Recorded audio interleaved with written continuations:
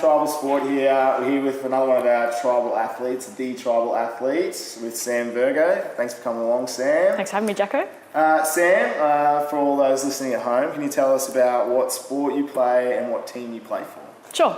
I play AFL and I play for the Yeronga Devils and the Brisbane Lions. Legend, you sure do. So what got you into AFL?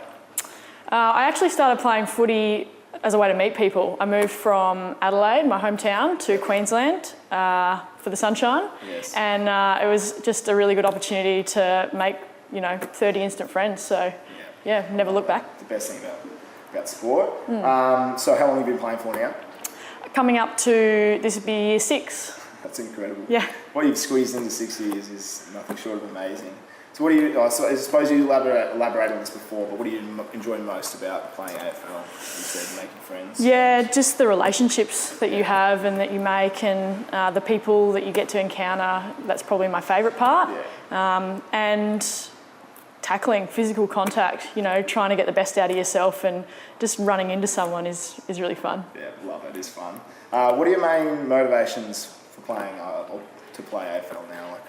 What gets you going? What makes you rock up every day?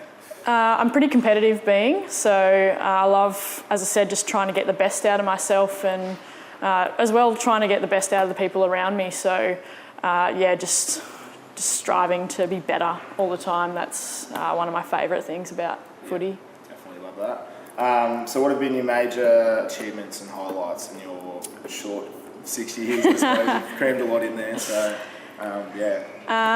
highlights, being picked for my first state team. That was a pretty big achievement for me at the time. I went to Tassie for that one. Being drafted to an AFL club was a really huge dream, and that was a massive moment in my life and footy career. And probably playing on the MCG was another one, a pretty incredible experience, among some other really huge highlights, but those 3 in particular. Definitely some great highlights. So when did the AFLW dream sort of begin for you? Obviously you start playing 6 years ago. Mm-hmm. At what part of that journey did you decide, that's what I really want? Probably when Gil got up and said he was going to, that the AFL boss said he was going to move the competition from starting in 2020 to 2017. So I'm on the wrong side of 30. So that sort of moving that start date really made it achievable for me. So as soon as that happened, it sort of gave all of us 18 months to get our butts in order and really work to try and get into that competition. Yeah, for sure. And obviously your 2 AFLW seasons have been quite contrasting. Yeah. First year, obviously having such an awesome year, but having a setback, I suppose, this year. Tell me how the experience, I suppose, has differed for those 2 years, from year 1.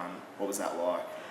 And obviously the transition. Yeah. So year 1, we're all on cloud 9, being able to participate at a national level, and proving a lot of people wrong at the Lions, and proving to ourselves that we were good enough. So making a grand final in our first year was a huge achievement for our group. And then unfortunately did my ACL in a state league grand final, so completely chalk and cheese, but I'm really grateful that I could still be a part of the Lions as team manager for our second season. So really I just felt like my motivation or my contribution was still there, but just not on field. So that was certainly a challenge, but I still love being able to be a part of the team. Yeah, awesome. And tell me about the team manager role. What did that involve? Lots of organising. Do you like that? I'm a pretty organised person, so I think that suited me well. Yeah.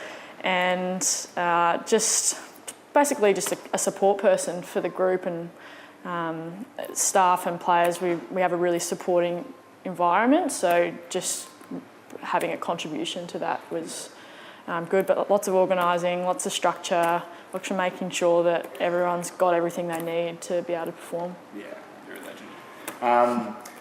So what do you feel when you are playing? I suppose what are your main strengths? What's your role, and then I suppose what do you bring to a game, to the team, I suppose?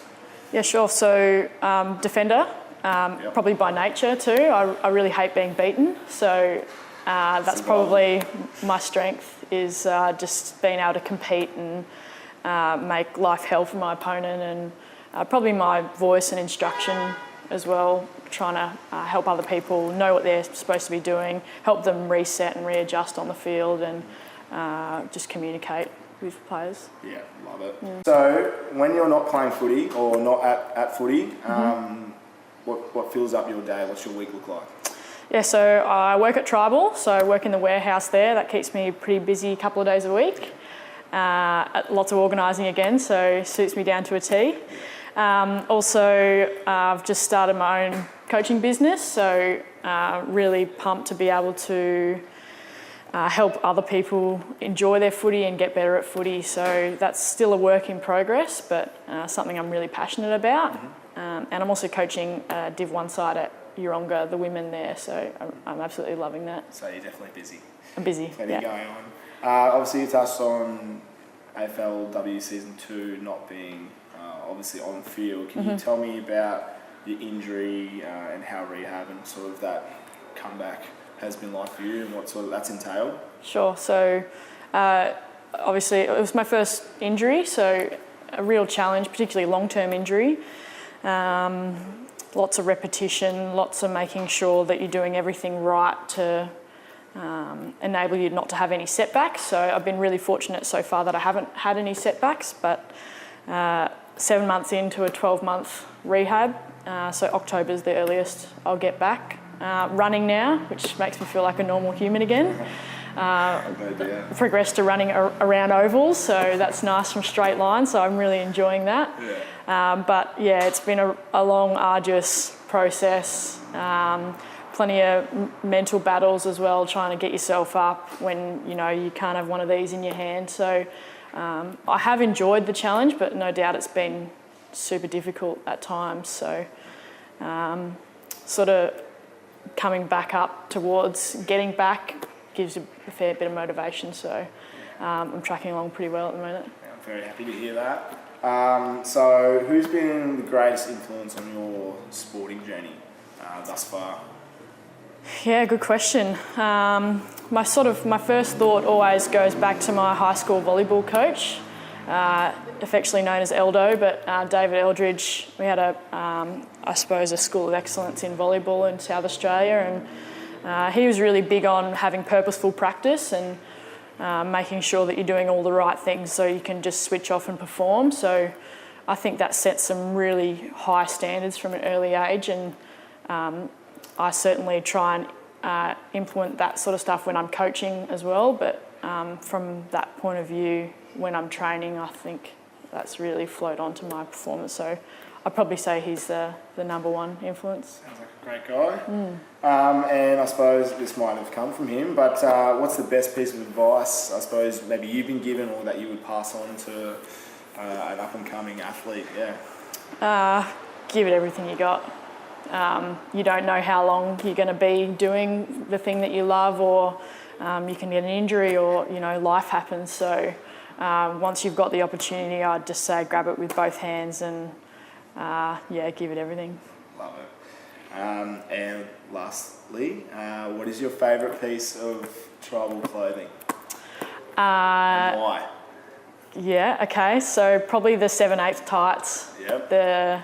Not just because they got my name on it, but they just comfy, and if I could, I'd wear them all day, every day. Yeah, and how's it feel to have clothing named after you? Yeah, it's a bit of a pinch me moment. It's pretty surreal still, and I'm pretty grateful that I had that opportunity, but it also is really fun to wear. So we're certainly grateful that we have you also. Thanks for giving us the time today, and I really appreciate you coming along.